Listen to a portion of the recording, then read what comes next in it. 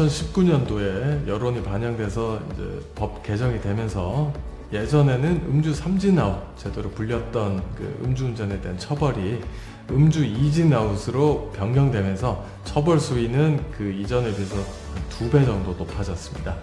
음주 이진아웃이 적용되면 징역 2년 이상의 5년 이하, 벌금은 1,000만 원에서 2,000만 원으로 형사처벌 받게 되는데요.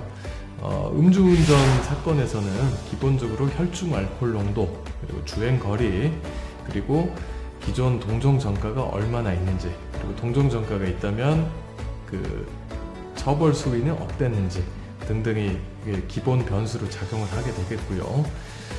음주 이진아웃 제도로 바뀌면서 기본적으로는 뭐 벌금형 약식 기소된다기보다는 딱 2회째부터 구공판 기소돼서 징역 2년 기본 구형을 받는 게 일반적입니다. 그래서 기본적으로는 깊게 반성하고 있다는, 당연히 반성문은 기본인데요. 깊게 반성을 하고 있다는, 여러 가지 직접 몸으로 뛰면서 반성을 하고 있다는 그런 자료를 내는 게 중요하고요. 그것보다 더욱 중요한 것은 음주운전은 사실 이게 사건을 진행하다 보면 했던 분이 계속하는 경향이 있습니다. 그리고 지금 사례처럼 단순히 2회 정도에 그치면은 사실상 인생의 아주 큰 위기까지는 아닌데요. 제가 직접 했던 사건 중에는 음주운전 6회 뺑소니, 심지어 단순 음주로만 보면 음주운전 9회를 하신 분도 여러 명 있었습니다. 그래서 재판부에서도 당연히 그런 일반적인 사정들을 알고 있기 때문에 음주운전 사건에서는 앞으로 다시는 같은 잘못을 반복하지 않겠다라는 그 재범 방지를 위한 스스로의 노력을 보여주는 자료들이 반드시 준비될 필요가 있고요. 이런 자료들은 너무나도 당연하게 음주운전 기존 전력이 많으면 많을수록, 또는 인명사고가 나면 날수록 사건의 경중에 따라서 그 양과 질 면에서 입체적으로 정말 신경 써서 많이 선처 자료가 준비되어야 됩니다.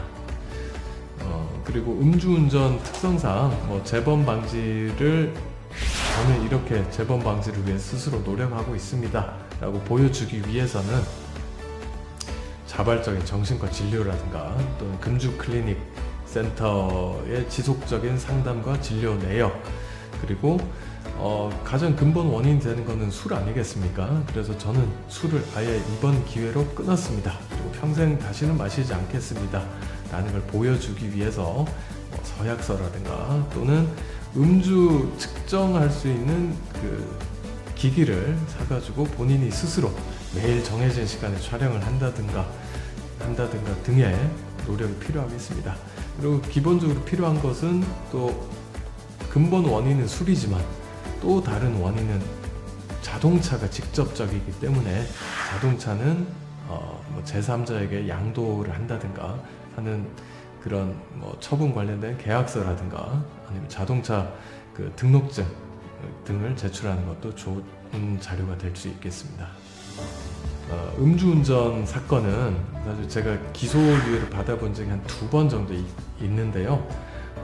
다른 사건 유형에 비해서는 기소유예를 받기가 너무 힘든 사건입니다. 기소유예를 받았던 실제 사례들은 하나의 사건은 초범이었고, 그리고 음주 측정을 해서 나왔던 혈중 알코올 농도 수치가 아주 근소한 차이로 형사처벌 대상이 됐던 거고요. 그리고 또 다른 사건은 혈중 알코올 농도 수치는 처벌 수치보다 조금 높은 편이었지만 그 당시 운전을 하게 됐던 경위에서 참작할 만한 사유가 있었고요. 여기서 참작할 만한 운전 경위라고 하는 것은 누가 듣더라도 그 정도면 나도 핸들을 잡을 수밖에 없었겠구나 라는 정도가 되어야만 기소유예가 가능합니다. 그리고 조금 더 비슷한 예로 이제 수사 과정에서 기소유예를 받는 것과 마찬가지로 재판 단계에서는 선고유예라는 것도 있는데요. 음주운전 선고유예도 다른 사건에 비해서는 받기가 굉장히 힘든 편입니다. 그래서 음주운전 기소유예든 선고유예를 든 둘 다 받고자 한다면 일단 기본 전제는 초범이라는 거고요. 그리고 특별하게 참작할 만한, 누가 보더라도 그런 사정이 변호인을 통해서 이렇게 잘 어필이 될 수 있도록 준비하는 게 필요하겠습니다.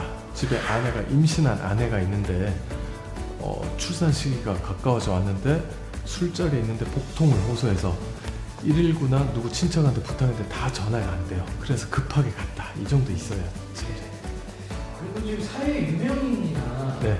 뭐 연예인들이 술 먹고 막 사고 내는 경우가 가끔 있잖아요. 네. 그러니까 네. 그런 어떤 이슈라든지 그런 것도 조금 영향이 있는지도 여쭙고 싶습니다. 네. 음주운전과 관련돼서 실제 선고되는 형량을 보면 그 당시에 어떤 사회적 분위기라든가 여론의 영향을 받는다라고 말씀드릴 수 있습니다. 사법부는 독립 원칙이고 이제 판사의 양심에 따라 재판하는 것이 원칙이지만 어떤 사회적인 여론도 고려 안 할 수는 없기 때문인데요. 예를 들어서 한창 그 음주운전 처벌 강화가 이루어진 법 개정이 있었던 2018년 말에서 2019년 여름 정도 전후를 비교를 해보자면요.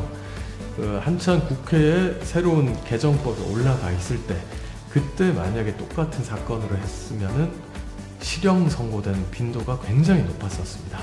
그런데 이제 법 개정이 이루어지고 나서 그 뒤로 만약에 같은 사건이 몇 달 뒤에 선고를 받았다라고 한다면 그 전에는 징역형을 선고받았을 사건이 뒤에 선고받았으면 징역형이 집행유예 나오는 경우가 제법 많았던 걸로 기억이 나고요.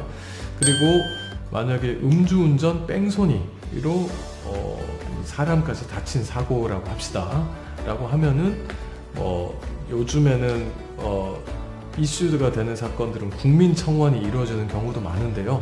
마침 나와 똑같은 사건이 대표적으로 뉴스에 오르내리고 국민청원에까지 올랐다라고 한다면 나의 사건도 그 영향을 안 받을 수가 없어가지고요. 처벌은 통상보다는 조금 더 무겁게 내려온다는 점을 염두에 두고 대응을 하는 것이 좀 더 현실적이겠습니다.